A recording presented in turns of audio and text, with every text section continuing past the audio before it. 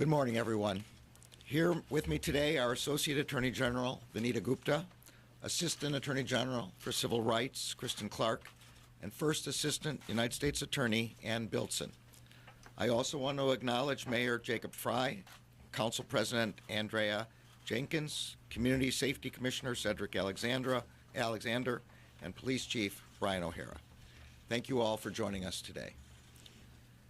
On May 25th, 2020, George Floyd was killed at the hands of a law enforcement officer who was sworn to protect him. As Mr. Floyd died, other officers failed to intervene. The Justice Department has since convicted 4 former Minneapolis police officers for their roles in the death of George Floyd. As I told George Floyd's family this morning, his death has had an irrevocable impact on the Minneapolis community, on our country, and on the world. His loss is still felt deeply by those who loved and knew him, and by many who did not. George Floyd should be alive today.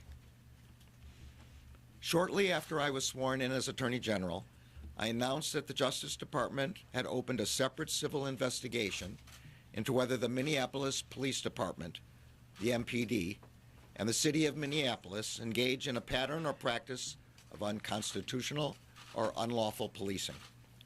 I am here today to announce the findings of that investigation.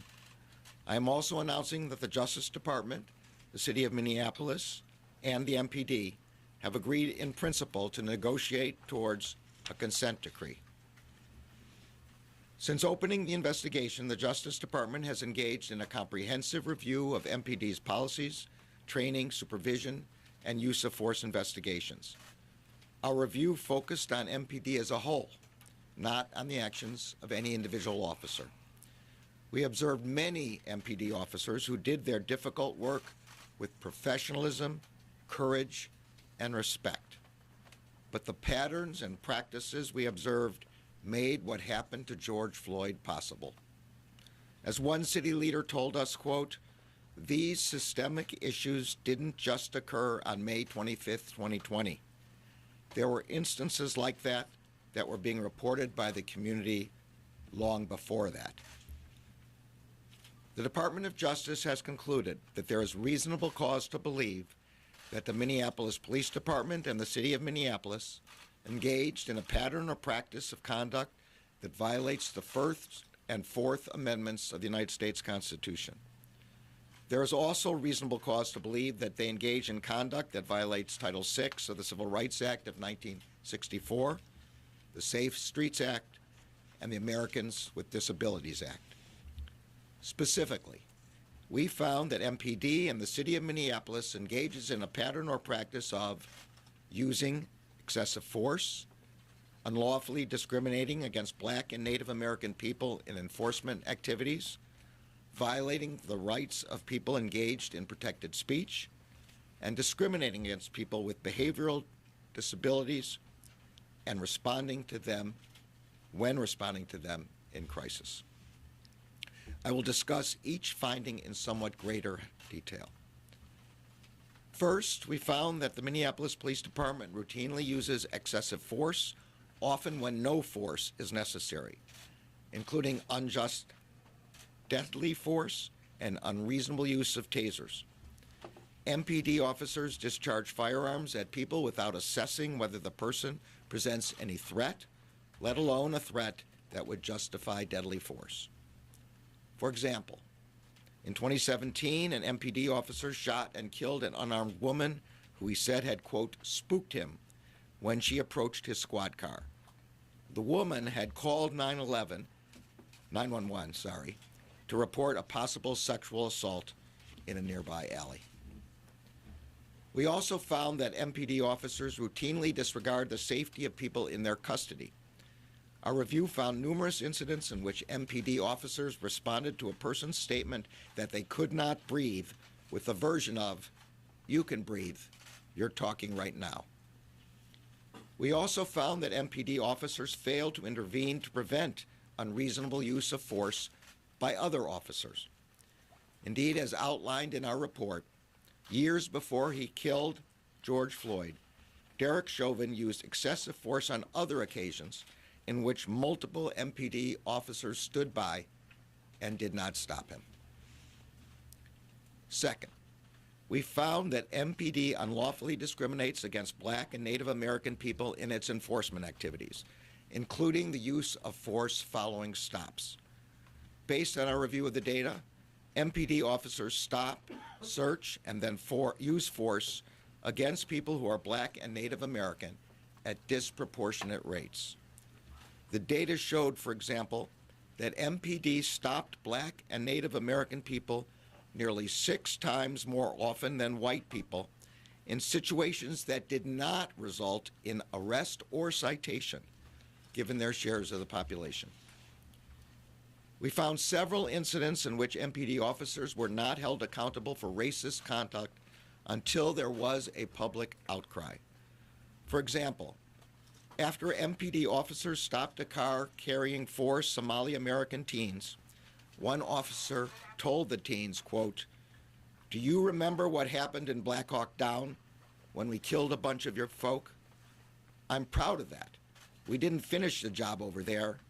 If we had, you guys wouldn't be over here right now." As everyone no doubt knows, this is a reference to the 1990s raid by American Special Forces in Mogadishu. Such conduct is deeply disturbing, and it erodes the community's trust in law enforcement.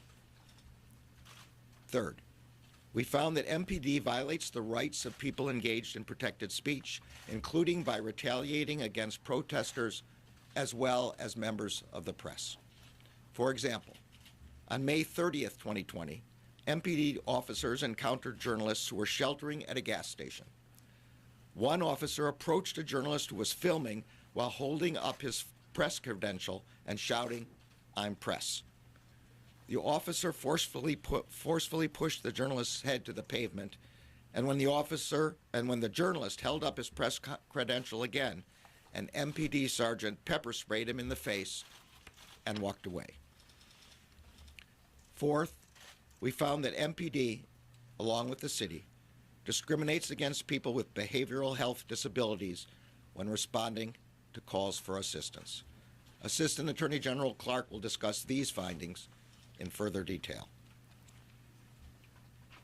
To the credit of MPD and city leaders, some important changes have already been instituted. Those include prohibiting all types of neck restraints and banning no-knock search warrants. But as the report outlines, there is more work to be done. The Justice Department is recommending 28 remedial measures that provide a starting framework to improve public safety, build community trust, and comply with the Constitution and federal law. As I noted at the outset, in an important step toward reform, the City of Minneapolis and MPD have signed an agreement in principle with the Department of Justice. This agreement commits the city and MPD to work with the Justice Department, the community, police officers, and other stakeholders to address the problems that we have identified. And this agreement commits all parties to the negotiation to negotiate a legally binding consent decree with an independent monitor. We are grateful to city and MPD leaders for their shared commitment to addressing these deep-seated challenges. I also want to take this opportunity to address the officers of the Minneapolis Police Department. Your profession is essential. The work you do on a daily basis is extremely difficult and often very dangerous. Your responsibilities are enormous and could not be more important. You are asked to keep your community safe, to uphold the rule of law, and to ensure equal justice under law. For you to succeed, your police department must provide you with clear policies and consistent training that explain and reinforce constitutional boundaries and responsibilities. It must give you the support you need to do your jobs safely and effectively. And its supervisors and chain of command must enable you to achieve the highest professional standards. This agreement is an important step forward toward providing you with the support and resources you need to do your job effectively and lawfully. And finally, to the people of Minneapolis, thank you for your partnership throughout our review process. During the investigation, the Justice Department met with many community members, including people who had had encounters with police, religious leaders, advocates, and many others who want a police department that serves them better. We also met with the families of people who died or suffered grave injuries during encounters with MPD officers. Thank you for sharing your experiences with us. We could not have completed this investigation without your contributions. Please continue to engage in these issues in the months ahead. Your involvement is critical to our success. And finally, to the career staff of the Civil Rights Division of the United States Department of Justice and the U.S. Attorney's Office for the District of Columbia, who conducted this investigation. Thank you for your work, which will make Minneapolis a better place for all of its residents. Today, we have completed our investigation, but this is only the first step.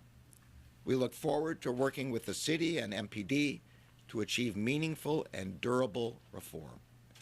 I am now pleased to turn this over to Associate Attorney General Vanita Gupta. Thank you, Attorney General Garland. I want to thank the city and MPD for their cooperation with our investigation. And I want to express my sincere gratitude to the many, many community members who shared their experiences with us during the investigation. We opened this investigation following the tragic murder of George Floyd 3 years ago. And what we found is a pattern or practice of unlawful conduct that has compromised MPD's ability to serve and protect the people of Minneapolis. The findings laid out in today's report are troubling. I know this community is still hurting, and in today's announcement may also open up old wounds. There is nothing that I can say today that will undo the wrongs of the past. But I can tell you the Justice Department is committed to working with Minneapolis on a path forward to constitutional policing and stronger police community trust. I want to acknowledge that the city and MPD have made some important changes already. They didn't wait for this report to start the reform process. I am also pleased that the Justice Department and the city have reached an agreement in principle in which we commit to negotiate a court-enforceable, independently monitored consent decree to be filed in federal court. Through this agreement, the city and MPD have shown their commitment to moving expeditiously on reforms aimed at remedying the problems that we've identified, and I commend them for taking this step. The consent decree will provide a pathway to lasting change in Minneapolis. In negotiating and developing the decree, we will seek input from community members, police officers, and city employees. The consent decree will require a transparent reform process, so all of you can see evidence of change and evaluate progress for yourselves. Through decades of experience, we have learned, and I have seen firsthand, that consent decrees can lead to real and lasting change. Most recently, our approach has led to significant improvements in Seattle, Albuquerque, and Baltimore, including notable declines in use of force. But consent decrees are not the only tool to achieve constitutional policing. The department also supports communities and law enforcement agencies through grant programs and technical assistance. For example, we fund public safety and behavioral health partnerships aimed at reducing justice system involvement and diverting individuals with mental health or substance use disorders to treatment. Our grant funds are supporting the Minneapolis Behavioral Health and Wellness Clinic, which serves as a crisis stabilization and drop-off center for law enforcement officers to help divert individuals to care and away from arrest. Before I close, I want to address the city settlement agreement with the Minnesota Department of Human Rights. The Justice Department's investigation is separate and independent from the MDHR investigation. MDHR investigated whether the city and MPD engaged in systemic discriminatory practices in violation of state law. In our investigation, we identified racial discrimination in violations of federal law.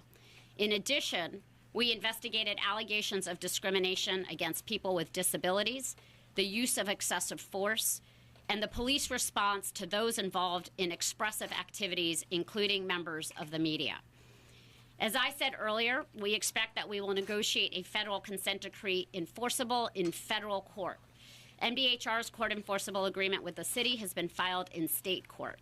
We commit to working collaboratively with MDHR and the city with the shared goal of creating meaningful and sustainable reform for the people of Minneapolis. To the men and women of MPD, we recognize the challenges you face, the difficulties of your job here and across the country. We know that police officers risk their lives every day in the line of duty, and we know that the city and your command staff owe you the support and clear policies and training. And we know that you need the public's trust to do your jobs effectively and keep your community safe. To the people of Minneapolis, police reform does not happen overnight, and it does not happen without you. It will take time, focused effort, and sustained commitment. In the months ahead, we will need this entire community to help us craft solutions that will result in real and lasting change here in Minneapolis. Together, we can build a Minneapolis that protects the rights, safety, and dignity of all. I will now welcome Assistant Attorney General Kristen Clark to discuss the findings of our investigation in greater detail. Good morning. My name is Kristen Clark. I'm the Assistant Attorney General for the Civil Rights Division at the U.S. Department of Justice.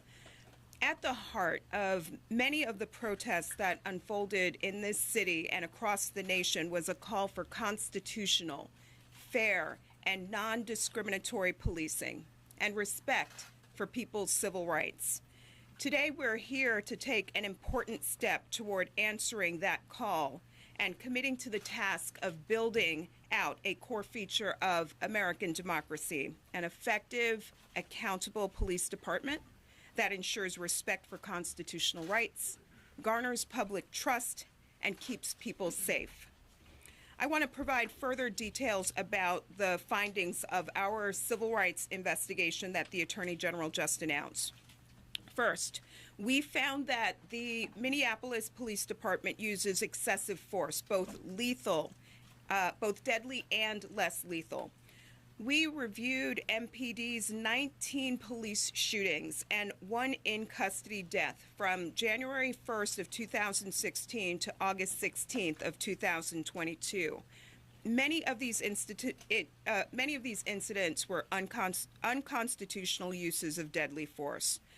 We found that officers used deadly force without probable cause to believe that there was an immediate threat of serious physical harm to the officer or another person. In one example, an off-duty officer fired his gun at a car containing 6 people within 3 seconds of getting out of his squad car. Neck restraints are lethal force, and we found that MPD officers often use neck restraints without warning on people suspected of only minor offenses and on people who posed no threat.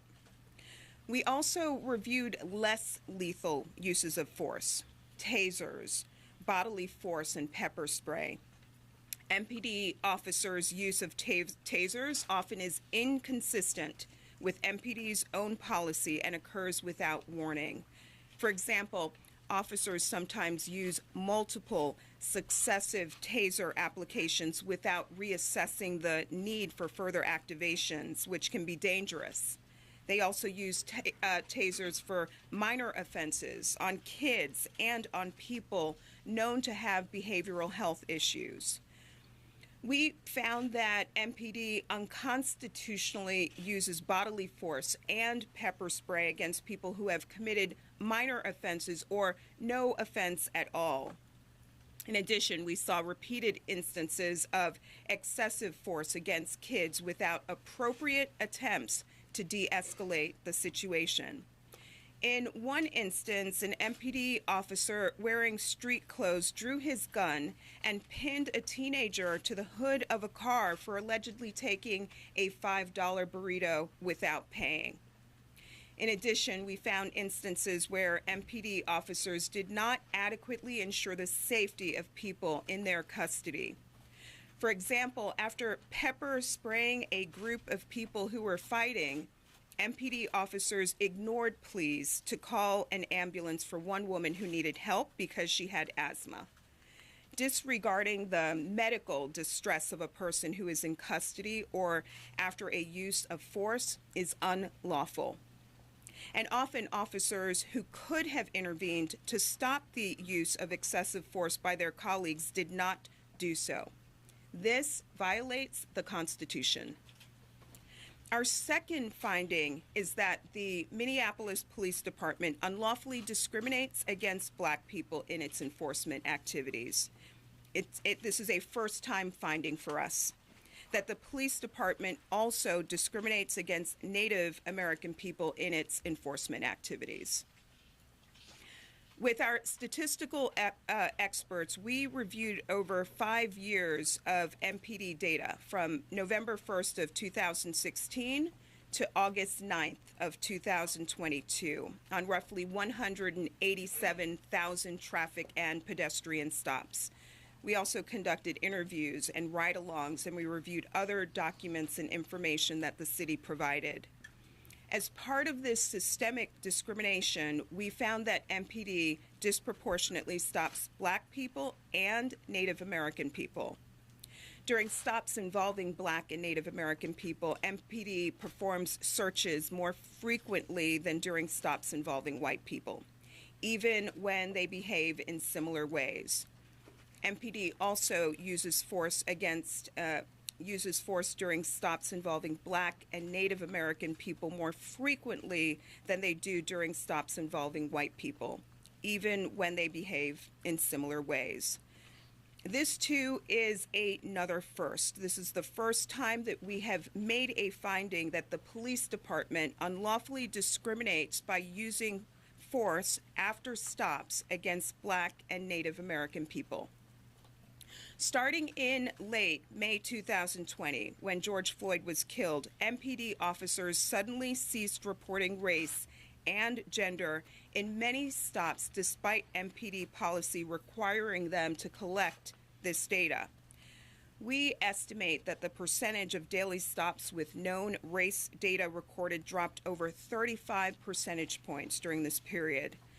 Still, our analyses of the reported racial data from May 25th of 2020 to August 9th of 2022 showed significant racial disparities in searches and use of force. Working with our statistical experts, we did not find that there was a legitimate, non-discriminatory reason for such different treatment for Black and Native American people during stops or the other enforcement activities that we examined. We also found that the MPD violates people's First Amendment rights by retaliating with force against people engaged in protest and engaged in demonstrations. We saw officers push and pepper spray protesters who posed no threat. Where protesters resisted police commands, officers used force to punish them well after any threat had ended. For example, during a protest in March of 2021, officers beat, kicked, and shoved protesters even after they were restrained. One officer used his full body weight, kneed a passive, restrained protester in the neck as he lay face down, an act that amounted to deadly force. MPD retaliates against journalists and unlawfully restricts their access during protest. Under the First Amendment, the press must be allowed to safely gather and report the news. In addition, we found that the police department retaliates against people who challenge or question them during stops and calls for service. The Constitution protects the right to criticize officers, even with profanity. We also found that MPD officers retaliate against people who observe and record them, even though they have a right to do so. All of this violates the law. Our fourth and final finding is that the MPD and the city of Minneapolis discriminated against people with behavioral health disabilities when responding to calls for assistance. Many calls for service related to behavioral health do not require a law enforcement response. These calls often involve no violence, weapon, or immediate threat. And in these circumstances, a law enforcement-led response can lead to trauma, injury, and even death to people experiencing behavioral health issues. But these harms may be avoided by dispatching behavioral health responders where appropriate. And they can be mitigated by sending behavioral health responders with police where a law enforcement response may be needed. To assess the police department and city's response to behavioral health calls, we analyzed a random sample of behavioral health-related 911 calls to which MPD responded. And we learned that MPD and the city often send the police unnecessarily and that people are harmed as a result. For the vast majority of the calls we reviewed, the person needing behavioral health attention was not reported to have a weapon or to pose an immediate threat. Only 0.45% of over 100,000 mental health calls resulted in an arrest at the scene. This underscores that the current reliance on police-only responses is unwarranted. In December of 2021, the city launched a mobile crisis response pilot program that provides a behavioral health response in addition to or instead of a police response. And that program is a step in the right direction, but that pilot effort lacks the capacity to promptly respond to calls throughout the city. And as a result, MPD continues to be the primary response to behavioral health calls. These findings are serious, and we enter the path to reform with a plan to put in place lasting and enduring changes that will ensure the constitutional, fair, and non-discriminatory policing to which people in this great city are entitled. As I close, I want to extend my gratitude to the mayor and the police chief for joining us today and for their collaboration. I also want to extend deep appreciation for the people across Minneapolis who worked with us at every step of this process. Thanks to the residents, the community leaders, the civil rights advocates, the police officers, and many others who used their voice in this process. An enormous and important task lies ahead, and we want this community to hear us clearly. We stand with you at every stage of the process that lays ahead. I'll now turn the floor over to Ann Bildston, First Assistant U.S. Attorney for the District of Minnesota.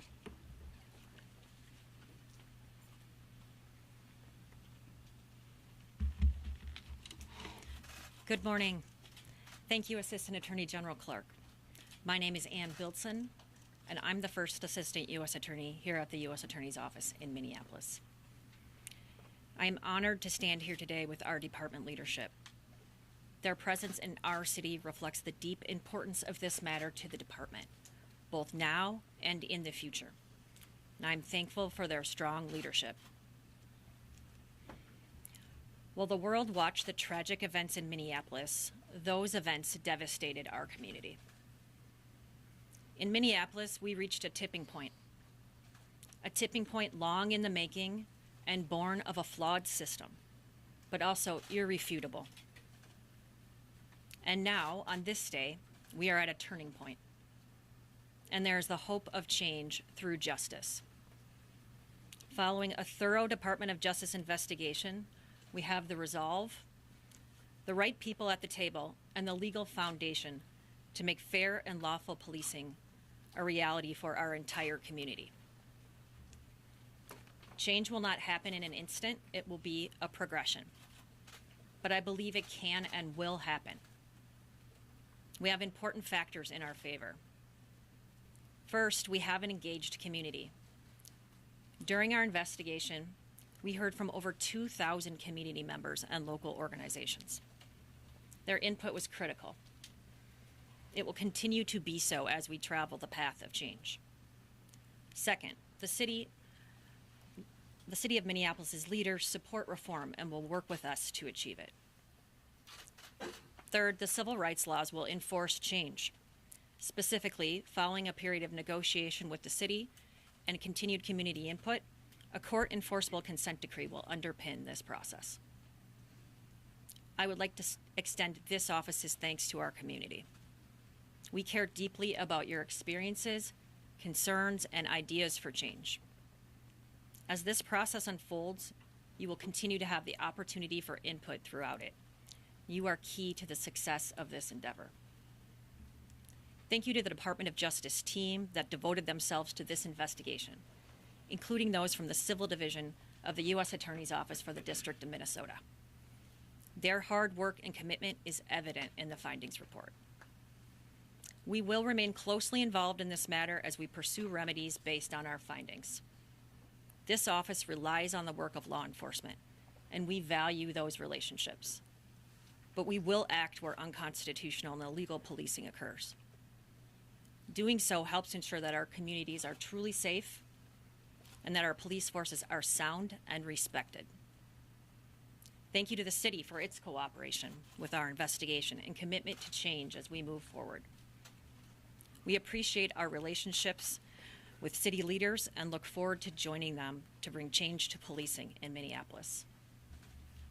I would now like to welcome to the podium Minneapolis Mayor Jacob Frey.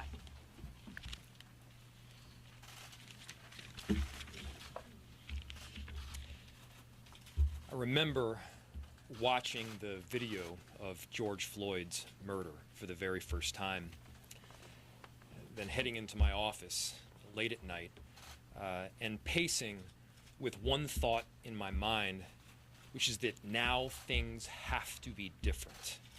Now things have to change. And at every level of government and across our city, we understand that change is non-negotiable. Progress can be painful and the obstacles can be great. But we haven't let up in the 3 years since the murder of George Floyd. And today it marks a new chapter in the history of public safety in Minneapolis. And I'll tell you, we do see action in motion today. To take real action, we first have to acknowledge where we've been, the pain we've caused, and to take a hard look at the specifics that need to be changed. And the facts that show the story of our past. I want to give a huge thank you to United States Attorney General Merrick Garland, the whole team at the Department of Justice, and our team here locally at the U.S. Attorney's Office. Thank you for your collaborative approach. Thank you also for a report that is thoughtful, is deliberate, is objective, and is thorough. We are going to use these findings to better policing in the city of Minneapolis. Thank you to our attorneys locally at the city of Minneapolis who have been at the table hard negotiating. Kristen Anderson, Sarah Lathrop, and Yvette McGee-Brown have worked tirelessly. I also want to thank our Commissioner of Community Safety, Cedric Alexander, and our Chief of Police, Brian O'Hara.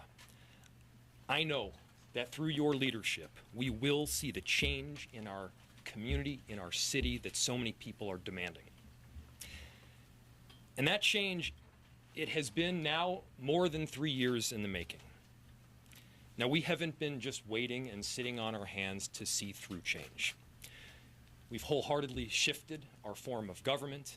We've added an Office of Community Safety to provide an integrated approach. We've made sure that in addition to policing, we can also have alternative approaches that don't require a police officer with a gun, and we want to double down on that work even further. We hired a new commissioner, a new police chief, a new city attorney. We're doubling down on violence prevention work even further, and we want to extend and enhance safety beyond policing. And still the question that I often get from neighbors in our city is, what does success look like? What does the path forward look like? What does it ultimately look like when we have fair and just policing in Minneapolis? Our success won't be relegated to a report. It won't be relegated to compliance figures or a judge's signature. Our success will be defined by the people of Minneapolis feeling safe, in fact, feeling safer when interacting with police in our city.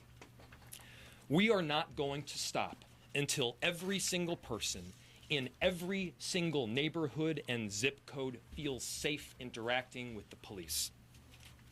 That's regardless of their background, regardless of the neighborhood that they call home. We need them to feel safer in interacting with a police officer, knowing that that officer is guided by commitment to justice. The data and the facts the DOJ has presented in these findings are aligned with what communities of color have been telling us now for many years, in fact, generations. Since May of 2020, we've been facing this reality on a daily basis. And while I do believe that we've made progress, the truth is that we still have a whole lot of work to do. We're leaning into that work. And the truth is that we needed this help. We needed this partnership with the Department of Justice to further embed the policy shifts that we've made. And as I've said before, change, it doesn't just happen on paper. We can pass all the policy we want, but until every single supervisor, every single rank and file officer understands the policy that's in place, is trained in on that policy, and is held accountable when the expectations and the values that we expect are not met, until those things happen, we aren't there yet.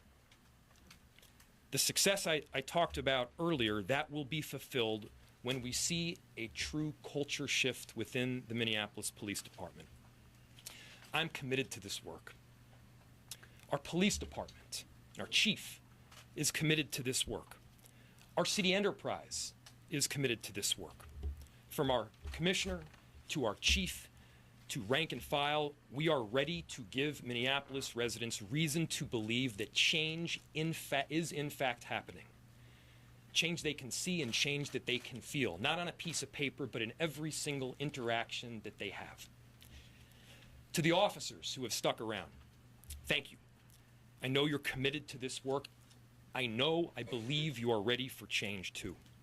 You're here for the right reasons, to protect and serve our community with respect and dignity. This work happens in partnership. I'm optimistic that over the next several years, and yes, this will take several years, that Minneapolis will be the city that the nation looks to for constitutional and trustworthy policing. And I'm looking forward to partnering with the DOJ in this process. This work is foundational to the very health of our city. We have the power here to effect lasting change, to effect generational change, and we embrace that. Chief.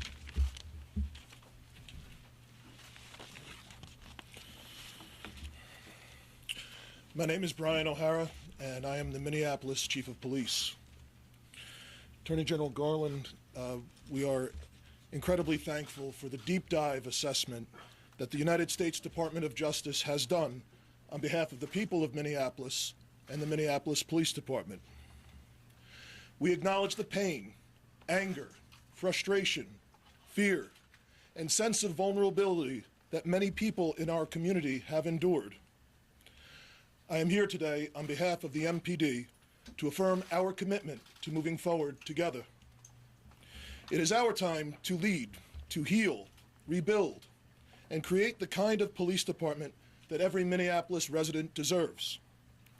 Know that the good people of the MPD are deeply committed to making it the best police department in the nation. But we will only be able to do that with the support of our entire community. When I became the police chief, I pledged to work hand in hand with all of our partners to rebuild bridges of trust and safety in Minneapolis. That work started the day I became chief, and it will continue in earnest until the MPD fully reflects the constitutional, fair, and just system of policing services the people of Minneapolis deserve. I have been through this before, I know what good constitutional policing looks like, and I trust that the experience I have gained from my years in Newark, leading police and earning the trust of many in community through the implementation of reforms under a federal consent decree there, will help ensure that the MPD will be successful at making change real here. Our goal is to move forward together and ensure that we provide the best possible policing services for all members of our community. I promise you today that our department will be transparent and will provide an ongoing accounting of our successes as well as our challenges, while at the same time continuing our dedicated efforts to keep all people of Minneapolis safe and secure today and tomorrow. It's a tall order, but one that I strongly believe we can achieve together. We will change the narrative around policing in this city. Out of the darkness and trauma our residents and our police officers have experienced over the last 3 years, we will emerge as a beacon of light for the rest of the world. I have great faith in the resilience of the MPD and in the character of our community. As we move through this process together, we will continue to heal and we will rebuild stronger. At the end of this process, our city will be safer, and the police and all communities of this city will be more united than ever before.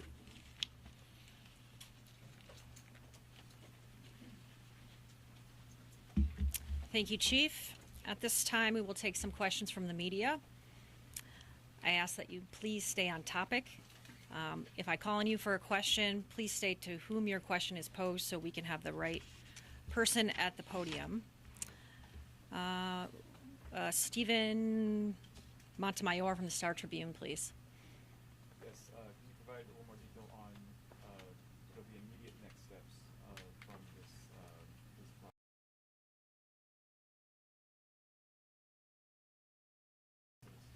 And to whom is your question posed? To yourself or Attorney General Garland. Okay. Attorney General. The immediate next steps are consultations with stakeholders, of which there are many in the community. And I'm going to, because you're looking for more detail than just that general answer, I'm going to ask Kristen Clark to fill in. The community will be deeply engaged every step of the way. The city has entered into an agreement in principle and agreed to enter into a consent decree that will include an independent monitor. That consent decree will be entered in a federal court before a federal judge. We will take in input from the community, from stakeholders, and from law enforcement in putting together the terms of that consent decree. That will include the reforms that we deem necessary to resolve the 4 core findings that are set forth in the Justice Department's findings report.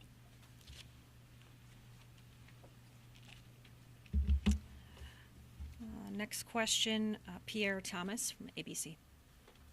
General Garland, if you would. You had similar findings in the city of Minneapolis, now such a major city. How concerned are you that this is a situation and a practice that you see across the nation? And speak, if you would, to the importance of addressing it in the sense that Black people, brown people, this is deals with how they live their daily lives. How do you address it? Okay. Every person in the United States must be able to go about their daily lives without concern that they will be affected by unconstitutional policing, particularly unconstitutional force. That's what a democracy is about. People can participate in civic life free of interference from the state as long as they are behaving lawfully. We saw here in Minneapolis, and what we saw in the report is heartbreaking, and I think everybody in Minneapolis realizes that. A core function of the Justice Department and a core priority during my tenure as Attorney General is enforcement of the civil rights laws and of the Constitution.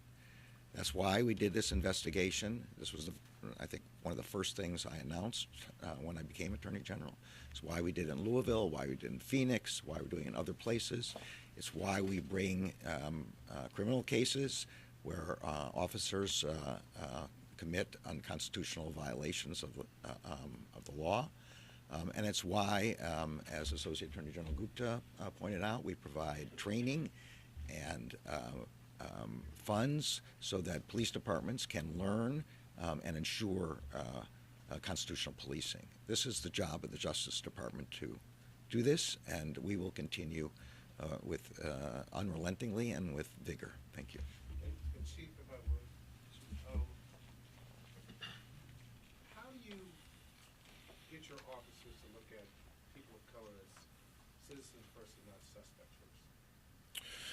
Well, I think the reality is the issues here that we are trying to address are problems not just in policing, but in the justice system as a whole and in larger society as a whole in the United States.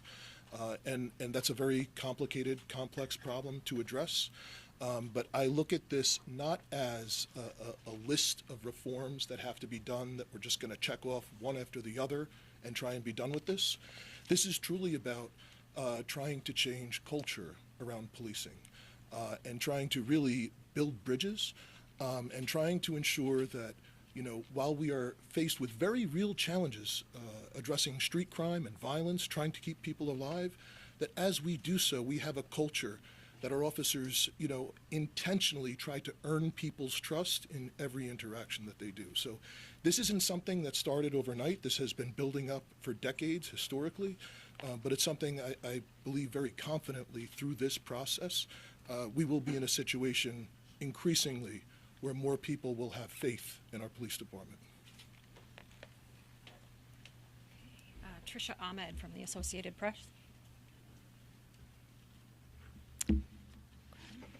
We'll move to Lou Ragoose from KARE 11. For any of the DOJ officials, I'm wondering if you could give us as specific as you can on a timeline on how long generally the negotiation takes before the consent decree is signed. Once it is signed, how long does it stay in place, and how do you know when it can be lifted? I can start with a response to that question. We can't give you an exact amount of time that it will take to negotiate the consent decree.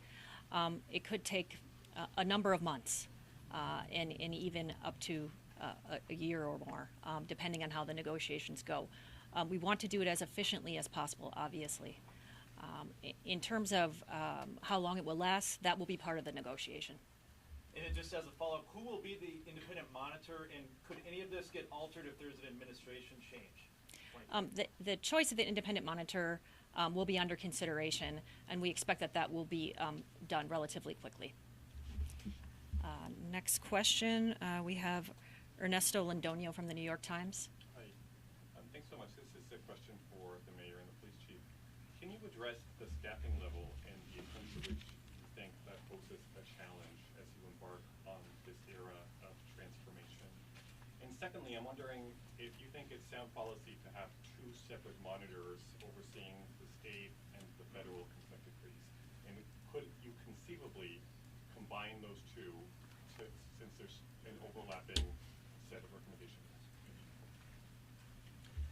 Thank you to the questions. To the second, is it sound policy to have two different independent monitors that may or may not agree whether compliance has been met or not? No, it is not. Very early on in this process, the council president and I made clear that one of the pieces where coordination was essential was with an independent monitor. We don't want two distinct agreements with two distinct monitors with two different determinations of whether compliance has been met or not. That's not a way to get to clear and objective success. And so what we as a city are committed to is working with both the DOJ as well as the state to getting to an individual that can be the monitor and making sure that none of the provisions within the respective agreements conflict. That's essential.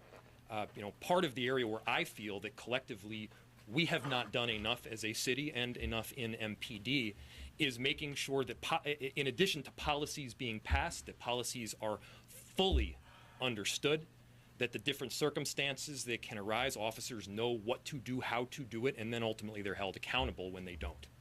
And to your Your second question was regard to the numbers that we have. Obviously, we've seen a whole lot of attrition over the last several years.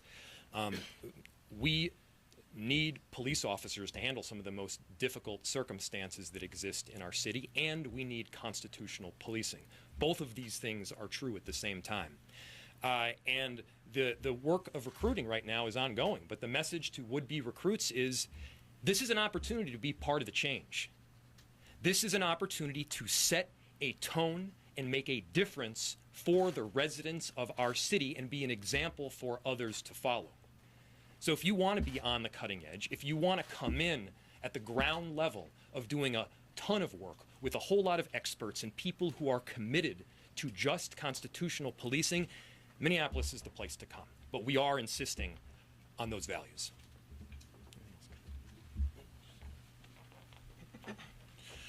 Just to add to what the mayor said, obviously the MPD has lost hundreds of officers over the last 3 years. And just like all of the residents of the city of Minneapolis, the officers who remain have experienced a whole lot of trauma. And the reality is this is an incredibly difficult job to be a police officer in this city at this time. But they have made incredible progress, fighting back some of the highest levels of violence that the city has seen in a generation. And I have seen already just anecdotal information from people coming through the process, from an increase in application, that yes, there is a word starting to get out, both in community, in the applicants that we see, that people are beginning to be excited about what is happening in Minneapolis. And I know there's a very, very strong desire from everyone in Minneapolis, as well as in the police department, to have progress. So as the mayor said, we're just trying to tap down on that and get the word out all across the country, but especially to our residents. If you want to be a part of making this better, if you want to be an example for the world how we can get it right, this is the place to come, but it is not an easy job to try and do that. Just very briefly, I want to observe that the United States findings include real and unique concerns under the First Amendment and the Americans with Disabilities Act. These issues sweep beyond the scope of the MDHR report and are issues of federal and constitutional concern that we'll endeavor to resolve through our consent decree. Thank you. This concludes our remarks today. I do want to note that the Justice Department will hold a virtual presentation on the findings tonight at 5 p.m. Members of the public are encouraged to attend and learn more about the findings. We will post the link to this on our social media and website. Thank you all for coming today. I'm sorry, what happens if there is an administrative? Thank you, everyone. The independent press. Independent press, what about the independent press? Any independent press can say anything?